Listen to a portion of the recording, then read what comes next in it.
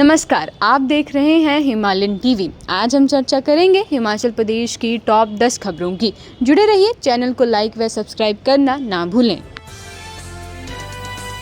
हिमाचल प्रदेश के सरकारी स्कूलों में अगले शैक्षणिक स्तर से सीबीएसई पाठ्यक्रम लागू होगा। मुख्यमंत्री सुखविंदर सिंह सुक्खू ने कहा कि अगले शैक्षणिक स्तर से हिमाचल प्रदेश के सरकारी स्कूलों में सीबीएसई पाठ्यक्रम लागू किया जाएगा।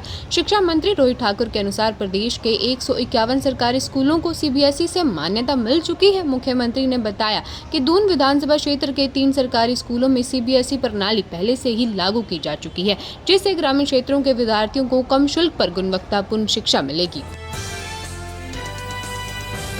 हिमाचल प्रदेश में जनगणना का पहला चरण हुआ संपन्न। हिमाचल प्रदेश में जनगणना का पहला चरण सफलतापूर्वक पूरा हो गया है। 16 जून से शुरू हुआ यह अभियान 15 जुलाई को संपन्न हुआ, जिसमें मकानों की सूची तैयार करने और आवास जनगणना का कार्य किया गया। जनगणना संचालन निदेशालय के अनुसार इस चरण में डिजिटल तकनीक और स्वगणना सुविधा का व्यापक उपयोग किया गया, जिससे डेटा संग्रह अधिक तेज, सटीक और प्रभावी रहा।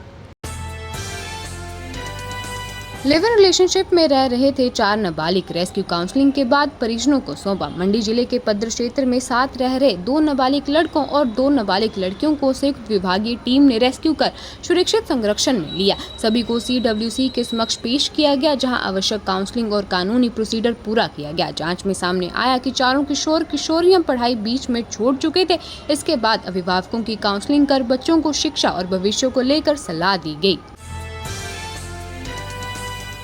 देरी से कब्जा, बिल्डर को हिमाचल प्रदेश के घर खरीदारों को 80,38,000 रुपए वापस करने का आदेश दिया गया।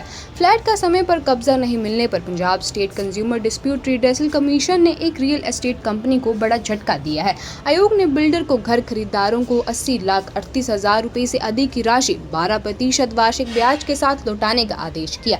इसके अलावा मानसिक पीड़िता के लिए 75,000 रुपए और मुकदमेबाजी खर्च के लिए 35,000 रुपए मुआवजा भी देने को कहा गया। आयोग ने कहा कि निर्धारित समय पर कब्जा नहीं मिलने पर खरीदार राशि वापस और मुआवजे के हकदार हैं। 50 साल का इंतजार खत्म, पोंग बांध विस्थापितों को मिलेगा भूमि स्वामित्व अधिकार। हिमाचल प्रदेश सरकार ने पोंग बांध से विस्थापित 121 परिवारों को भूमि स्वामित्व अधिकार देकर 50 वर्षों से अधिक पुराना इंतजार खत्म कर दिया है। कांगड़ा के इन परिवारों को अब अपनी जमीन का कानूनी अधिकार मिलेगा, जिससे स्थायी निवासी प्रमाण पत्र, सरकारी योजनाओं का लाभ और बैंक ऋण जैसी सुविधाएं हासिल करना आसान होगा। सरकार का ये फैसला झाकलेट, खैरियां, छप्पर और भंगोली समेत कई अन्य गांवों के विस्थापित परिवारों के पुनर्वास की दिशा में एक महत्वपूर्ण कदम माना जा रहा है। HRTC में नई इलेक्ट्रॉनिक बसों के रखरखाव को निजी हाथों में देने की तैयारी। HRTC में नई इलेक्ट्रॉनिक बसों के रखरखाव का काम निजी कंपनियों को सौंपने की तैयारी का कर्मचारी संगठनों ने विरोध किया है।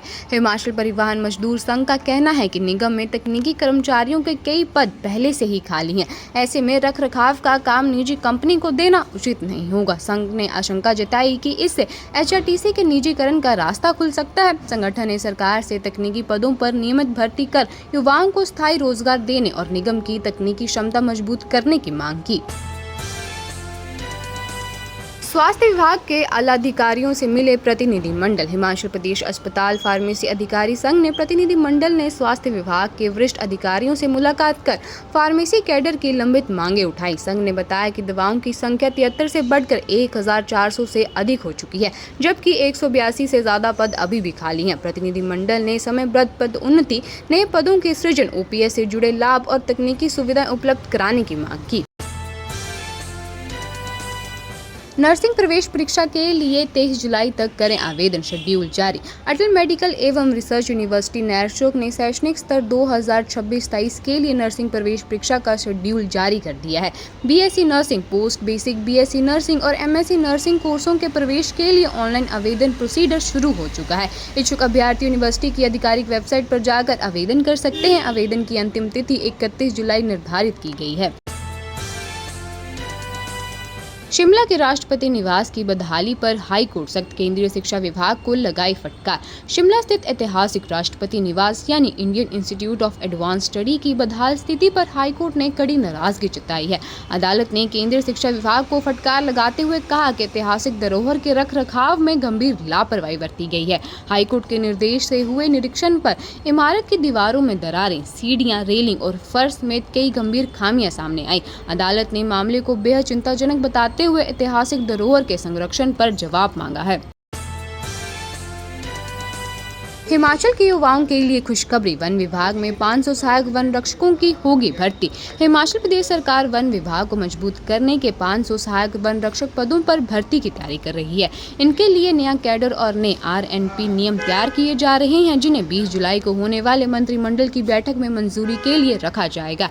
नए प्रावधान के अनुसार सहायक वन रक्षकों के रूप में चयनित अभ्यर्थियों को 8 वर्ष की नियमित सेवा पूरी करने के बाद फॉरेस्ट गार्ड के पद पर पदोन्नति दी जाएगी।